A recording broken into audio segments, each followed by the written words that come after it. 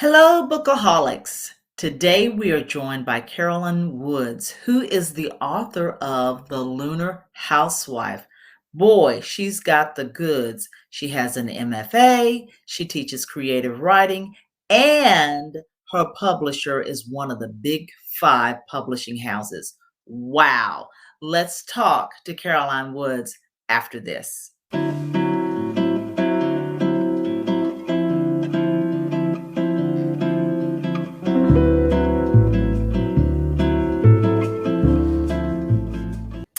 Caroline Woods, I've been waiting to talk to you. Welcome to the Bookaholic podcast. Thank you so much, Deirdre. It's great to be here. Yes, I am glad to have you here, and I will do this. I got my copy. I'm reading my copy. I would have had my copy finished had I not had so much jet lag from my California trip and other things to do, but I am reading it. I'm on page 96, as a matter of fact. But anyway, we'll get to the Lunar Housewife in just a little bit. First of all, I just want to say you've got the goods. You have a master's of fine arts. You teach creative writing. You know, how did you get to that space? Although the different people I've interviewed, they have a different path of how they arrived at becoming an author, but maybe you always knew. So tell us how you got there. No, I wouldn't say I always knew. I think when I was in college, I was still under the impression that maybe I would go to law school. Okay. And sort of started working on a manuscript that never ended up getting published. But I had a choice at one point. Okay, do I either finish this novel? It was also an historical novel. Or do I study for the LSAT and apply to law schools? So I chose the book route and initially went to New York right out of college and worked in publishing. I worked for a literary agent for 2 years, which was a really eye-opening experience. And I think helped me later when I was trying to get my books published, because I kind of knew at least how to get in on the ground floor and get, get somebody to read my query. So I did that for a couple years. And then just realized I needed to make a change. And that was applying to grad schools. And, you know, I don't by any means think that you must have an M.F.A. In order to write a novel. Right. But it was really helpful for me, not only the time spent in the program. I went to BU, which was only about a year and a half, 3 semesters. But then maintaining those relationships that I've formed in the M.F.A. with the professors, but also with the students. So we ended up meeting as a writers group for over a decade after the program ended.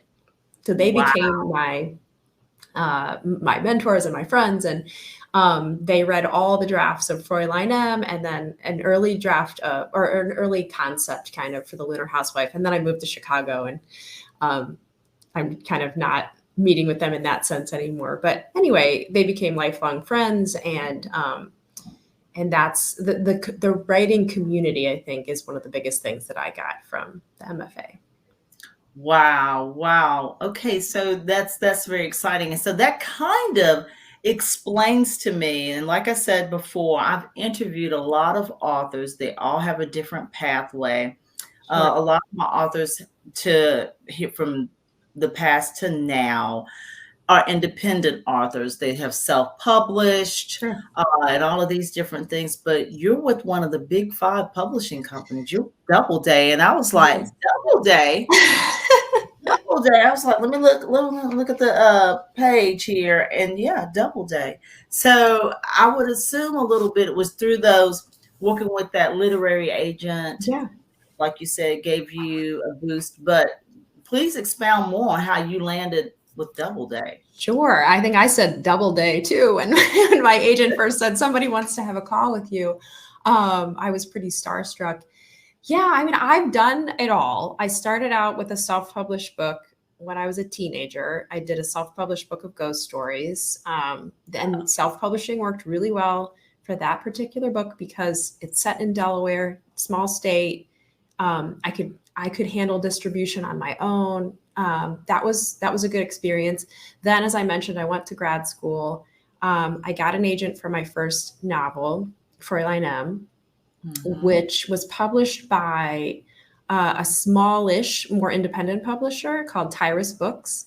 That doesn't exist anymore because its parent company was bought by Simon and Schuster, and then it was the book was kind of folded in. But I had the smaller publisher experience before that happened. Yeah. And then I took a break for a couple years. I had kids. I had a baby in 2018. So I really kind of wasn't sure what to do in terms of writing. And my agent was incredibly supportive and encouraging. And she said, I'm here when you're ready. If you want to pick up that idea you had, which was the Lunar Housewife, anytime. So in spring 2020, I ended up thinking well, why not? I had been thinking about doing some job interviews for a more corporate writing job, and you couldn't do that anymore in 2020. It all was shut down. So I thought I'm gonna take this time to write this book, and something about it caught the eye of my wonderful editor at DoubleDay, and I remember getting a call from my agent it was immediately after she sent it out, and she said an editor at Knopf DoubleDay wants to have a call with you, and I was just it was amazing. So it was a long process, 15 years, 20 years between those two things, but very exciting. Very, very exciting. And I would say for your second book to be picked up by such a powerhouse, that's just amazing. Thank you. How is it to work with a big house like that? I guess everything's a little bit easier. Yes, I feel like I have such a support team there, which is just really cool. And it's not as if I don't do anything. I think it is still upon writers to use social media and form relationships with local booksellers, that kind of thing. But what they're capable of is pretty great in terms of really reaching a national audience for your book. And then the editor I work with is fantastic. So her ideas have been great. And then, she was great with conceptual changes to the book. And then you also have a copy editing team who are incredibly thorough fact checkers, which was almost kind of entertaining to see the things that they would come up with. Well, this fish was not in season in spring of 1953, and they might not have frozen it. So pick a different fish for this restaurant, stuff like that. I was like, wow, I thought I was being pretty thorough. And then you get that and you're like, whoa, you guys are doing great work here. Yes. And I'm one of those people who read books and I watch movies, and it's not that I look for the flaws that don't match time periods, but I notice them. I do too. And they're not and they don't necessarily have to be glaring, but I'm one of those people that pick up on it. I'm like, wait a minute now, is that accurate for that time frame? Yeah. Is that correct? I can't remember what I've seen recently, but it was a shot in a television show. It could have been Stranger Things, which takes place in the 80s, which I was very much in the 80s. The age of the kids in the show. And I'm like, that wasn't there at that time. So I'm one of those people. So that's great. Writers, whether you have a super copy editing team or not, you do have to be wary of that, especially if you're writing historical fiction, because somebody like me that's also into history is going to notice that. For sure. And I guess you can't catch all of it, but you do your best. Exactly. Now let's talk a little bit about your first published book, Fräulein M, which I'm assuming is a historical fiction as well. So let's say historical fiction is your jam. That's your genre. That's what you'll be writing from now on. I think probably. It's what interests me. Usually it's what provides the creative spark the research Oh, part. If I come across an interesting fact, I think, oh, I've got to, this provides plot. yeah. Someday, maybe. I mean, I really do like alternate histories or books with a sci-fi element or like a dystopian future. But that seems to be kind of outside of my genre right now. Yeah. But life is long. I could be 60 years old and try something like that. But yeah, I think I'm going to stick with historical because I'm also cognizant of the fact that readers who enjoyed The Lunar Housewife, if they try to find a book, my next book, they're going to expect it to be somewhat in, a similar genre. But Yes. in The Lunar Housewife, I did manage to work in some sci-fi because I like that too. So I always like to mix up genre a little bit, but it's basically historical. Yeah. Got you, exactly. Now, so going back to Oh, Fräulein sure. M, that was with that small publishing house, which got purchased by Simon and Schuster. So that Yeah. book's not available anymore, No, or it is. Oh, yeah. okay, You can still buy it through Simon and Schuster. okay, It's in good, paperback, hardcover, ebook. There's no audiobook. okay, But any of those other formats are good. Yeah, Fräulein M, it's about women in Berlin pre-World War II. So oh, most of it takes place before Hitler has even come to power, but it's kind of about the build up to that. And there are two sisters in it who are they're orphans. And when they leave the orphanage, they end up on opposite sides of the political spectrum. So one of them is a cigarette seller in cabarets, and she's best friends with someone who is transgender. And then her sister ends up as a maid in a household that is full of Nazi sympathizers. So oh, yes, it's about sisterhood and the difficulties of living in that time. wow. Okay, that sounds extremely interesting. I'm also like reading about World War II and stories around that time. So yeah, that's very interesting. Now, so you said that the creative spark is history. And so with the Lunar Housewife, it takes place in 1953. So people have an idea about what the 50s looked like. I won't say happy days, but kind of happy days. Yeah. But this is a little bit exposing, and like I said, I'm only 100 pages in, leaning towards that time period of the rise of communism, the Mhm. Cuba. I think you might even get a little bit into talking about the Joseph McCarthyism. And so those are not, a lot of times people don't want to hear about Joseph McCarthy or realize that that was happening in the United States, whether Right. writers or movie stars or TV stars. I think even poor, oh my goodness, can only remember her fictional name, Lucy Ricardo. Oh, yeah. Lucille Ball. Lucille Ball, I think she even got caught up in a little bit of, they were Yeah. trying to say she was a communist. It's kind of like they were tracking people down. And depending on what your creativity was, especially a writer, and what you wrote about, and writing is your freedom, they were like, if you're not writing about the glorification of the United States, you Yeah. just be a communist. So that kind of goes into that. And so how close am I with the little bit of the Oh, yeah. You hit the nail on the head. The government was very concerned that none of our great artists, filmmakers, writers were promoting communism through their work. And I find it's really ironic because we were trying to win a cultural war against the Russians during the Cold War, and claiming to be pro-freedom, but we only wanted people to write pro-freedom work, so we're right, gonna censor them or right, and then it's like we're doing the same thing. it takes a lot of mental gymnastics. Yes.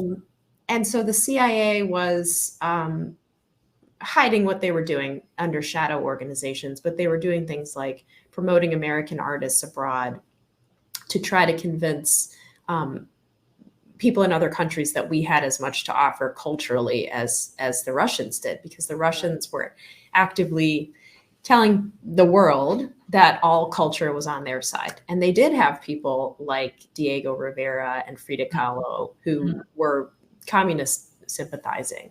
So they could say, well, look, the intellectuals of the world love, Soviet culture. They love communism. So it became the mission of the CIA and the FBI to not let someone like Ernest Hemingway, who was considered to be our example. Oh, no, we have, intellectuals on our side, on the side of capitalism. They really did not want him to say anything sympathetic about Fidel Castro or somebody like James Baldwin to say, I live in Paris because my country has so many problems. They didn't want people, they didn't want Louis Armstrong talking about the civil rights movement. It was a very much like, let's pretend we have no issues.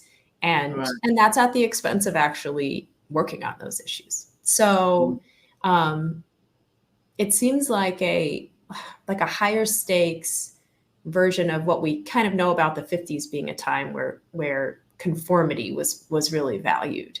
So not just like in the way that you dress and your house and the 2.5 children and all that stuff, but also like, let's all toe the same political line, which is like, we're the greatest country on earth. And, that's how we're going to win against the Russians. Yes, exactly. Now, there's a lot going on in the Lunar Housewife. There's a lot going on. What you were talking about there, the space race is beginnings of the space race is part of it. And I don't think I think a lot of people think the space race started in the 60s, but not, according to your book. Then we have the intellectuals, as you say, James Baldwin. There's a conversation with James Baldwin. There's conversations with Ernest Hemingway. And these are things that you're like, wow, just to have a conversation or a hello from just a hello from one of those men would have blown my mind, she lived in the day. But for some of these characters to have had full-blown conversations with those folks, or be at a party with Rory Calhoun, so what made you want to pull in these type of luminaries into your book? Sure. Well, I wanted to provide just the voices of a couple of people who were actually affected by this kind of surveillance. Hemingway and Baldwin were the obvious choices for me because they both apparently were followed, listened to. Baldwin was edged out of his role at the Paris Review. And a lot of people think that was because the CIA was behind the Paris Review and they didn't like Baldwin being critical of the United States. Hemingway was told people that he moved to Cuba so they couldn't listen to him anymore. And some people say the FBI actually drove him to depression because he felt as if he couldn't escape them listening. So that's why I brought them in. And I made both of them pretty sympathetic characters to Louise. There are a lot of sexist men in the book, and I just I wanted them to be more like friends. It's like they understand each other because of what they're going through. But also it felt believable if you were in a certain inner circle in New York in the 50s, especially if you were a woman in that circle. You wouldn't necessarily get a lot of attention from the men in the room because they would all be talking to each other about what was going on, but you could be listening and paying attention, and that's what Louise is supposed to be doing. And I based a lot of Louise's experience on Anne Royfe's book, Art and Madness. She had an affair with Doc Humes, who was one of the founders of the Paris Review, and she wrote a great memoir, Art and Madness, about what it was like to be at George Plimpton's parties in the 50s and 60s. And regularly there would just be, it would be full of celebrities. So Right. I thought, well, Louise, if Louise is playing a similar role to Anne Roiphe, you know, she would be rubbing elbows with these people. Right, exactly. And I the way I think it's Downtown, right? Is it Yes. the literary magazine? The way downtown is portrayed, you know, it's a happening, but it's a happening but literary magazine. I mean, you know, so it's not just like a dullish Right. literary magazine. It's happening, you know.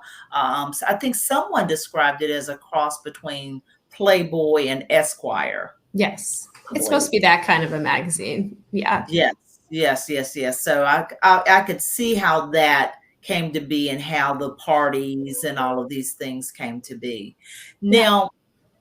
Now there's another concept about this book that I personally have never read before. It's like there's a novel within a novel. What Yes. on earth?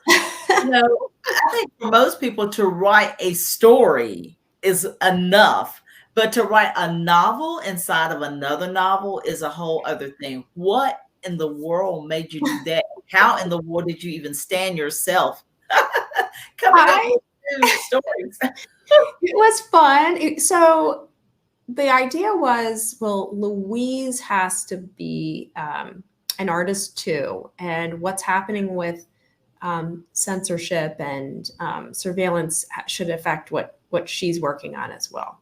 So at one point, I even considered making her like a painter or visual artist, but that would have been harder to incorporate into this book. So I thought, Right, well, I'm gonna make Louise a writer, and she's going to be writing the novel that her, you know, the CIA people around her would hate the most. right. So it presupposes that the Soviets are going to win the space race, which of course no one had won it yet. Nobody had gone to the moon, but there was a lot of like lunar landing, space travel in the sci-fi of the time. So the sci-fi was ahead of reality. Right. So she supposes that, or she presupposes that the Soviets set up a lunar colony, and an American woman defects to the Soviet Union to join their space program, and falls in love with a Russian space captain. And I Right. thought, you know, it would be really fun to write. I could make it a little more cheesy, romancy, dramatic. We had fun at Doubleday. They said play up the like kitschy, gadgety space language. So we had fun doing that, making it really retro, futuristic, Yeah. and it was based a tiny bit in reality because the Soviets actually did send a woman into space 20 years before the Americans did. Yeah, I mean, Oh, it happened later in probably the in the 70s. But anyway, it did happen that way. So the fact that she is imagining that, well, the Soviets would be more likely to send a woman into space more than the Americans, it was true. okay, because I was wondering about that. So as I was reading the novel within the novel, the Lunar Housewife is what the novel inside is also called. I was like, wait a minute, there's a man and a woman on a tight spaceship or a space colony house, whatever, together. And I'm like, you know, the 50s, as I kind of think of it as, was very restrictive. It, Yes.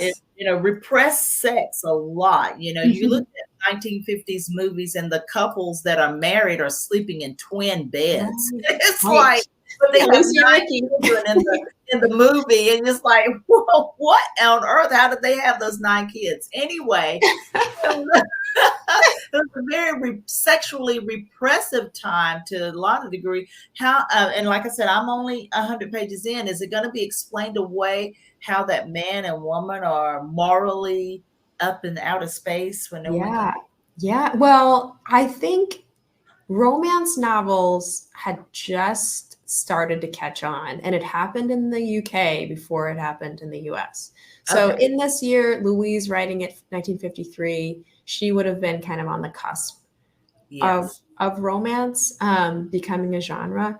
I will say it's not explicit, But as Baldwin points out, my Baldwin character, yes, and he would have known about sexual repression and not being able to express yourself honestly. exactly. It was more common to frame it as a rape fantasy, and when that was allowed, because the woman wasn't consenting, so she hadn't really lost her virtue. I mean, as messed up as that is, that was the trope, I think, for a long time. So he asks Louise, is that what it's going to be? And she says no, and because she doesn't like the idea. And Baldwin is like, oh, that's even more scandalous that this woman is willingly entering into a sexual relationship with someone she's not married to. So yeah, that would have been also incredibly subversive in 1953. But there is, I won't spoil it, but there is kind of a fun it was one of the most fun chapters I wrote, is like how Louise eventually gets the book published. Okay. It's like looking forward to that. Her own act of subversion. Yeah. Oh, wow. Okay. And so now I want to go back to Louise herself and not her character in her book. Sure. And she and Joe, her beau, they just regularly have sex. Yeah. And again, back to the 1950s, I will tell you, one of my favorite shows that I discovered during the pandemic is now Perry Mason. So Perry Mason starts in 1957 and it goes on into the 60s. And watch those. And a lot of times I laugh because of the way the mid-century people are portrayed in the show. There's always going to be a murder, but there's affairs. There's women, they're beautiful women, and they're, oh, don't kiss me, stuff like that. But Louise and Joe, they go overseas and they stay in a hotel, and they have sex, and so she's like before her time. That's kind of like more the women towards the 60s and maybe early 70s that finally said, the Helen Gurley Brown people, yes, all right. Let's just go for it. So, tell me a little bit more about Louise and why she feels so free and open to have a very real relationship with Joe instead of saying, not now, Joe. I think I took it from Anne Roife's book, because she was already divorced around 1960, 61. She was living more of what we think of later as like a free love kind of lifestyle. Okay. And I think that George Plimpton set in New York convinced themselves that this was somehow intellectual behavior. We don't have to follow, the rigid moral code of the squares type thing. And we're above that. And we've been to the Ivy League and that kind of thing. And Louise thinks of herself as part of that. Right. It is certainly not the typical behavior of the mid 50s.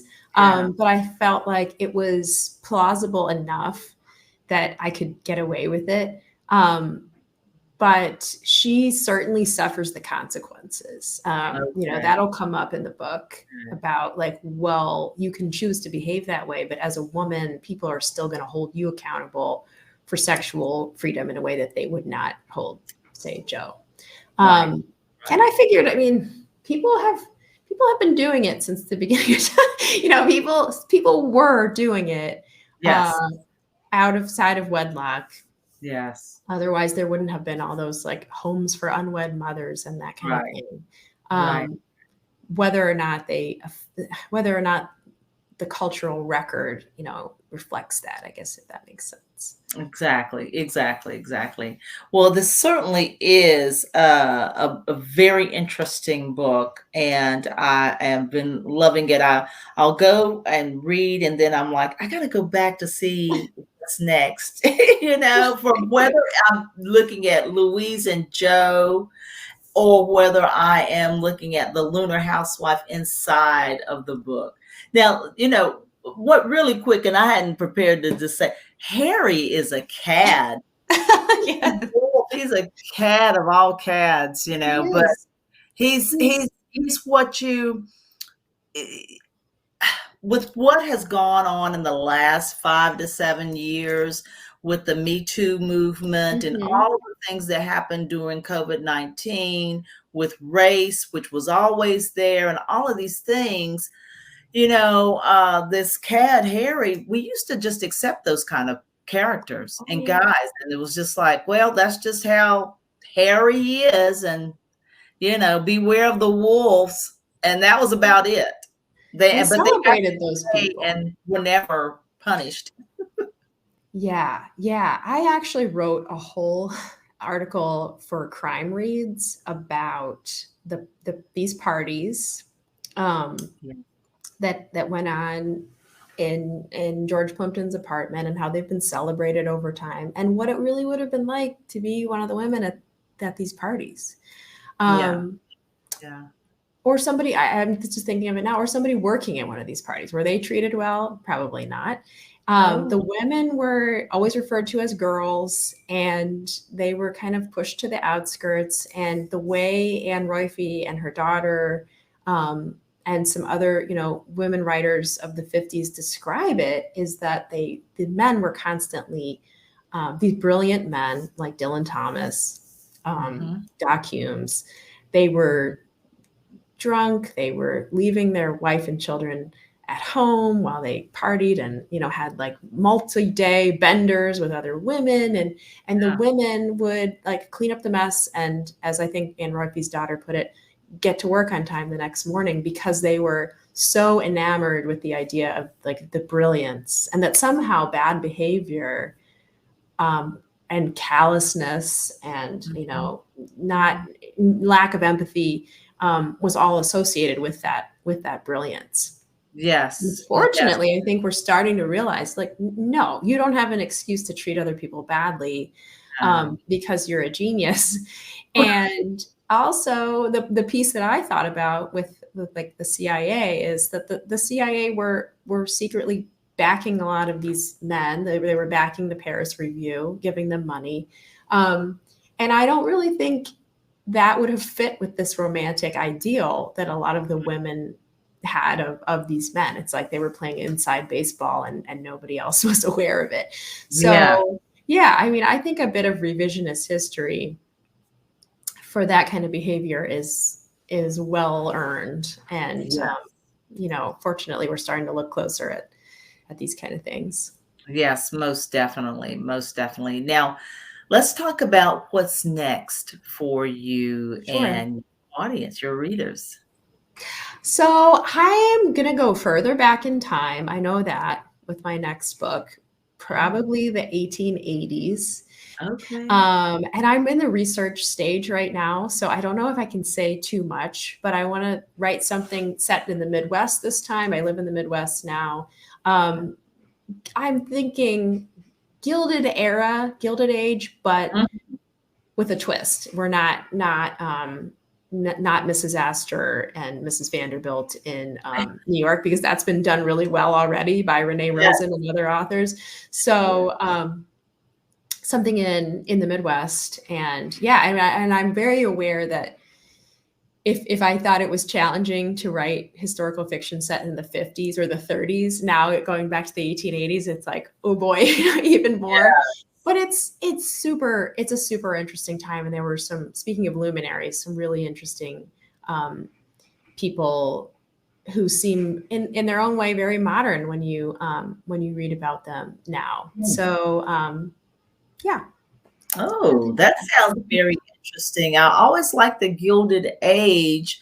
I know that's not an age that somebody like me should be loving, but still, just the wealth and all of these extravagances. Newport, Rhode Island, and the castles in Newport, Rhode Island, and all of these things. But to have it set in the Midwest for me, that starts off putting a twist on things. So that'll be very interesting. I'll be awaiting that. Thank you so much. Well, speaking of books and speaking of you, we're going to have all of your social media information and links to your books in the podcast notes in the podcast and in the description box on the YouTube channel. So everybody will be able to access information about Carolyn. You can follow her so that you can see what's coming up next, and also grab the Lunar Housewife and Fräulein M. Carolyn Woods, thank you so much for joining me today. You got the goods, and we're glad to have you. Deirdre, thank you. It's really been a pleasure. Thank you so much. Thank you. Thank you for joining the Bookaholic podcast. We appreciate your support. Remember to subscribe to the podcast, follow us on Instagram at True Bookaholic. You can also email us at readingjunkie@book-a-holic.com. Don't forget to support your local library and independent bookstores.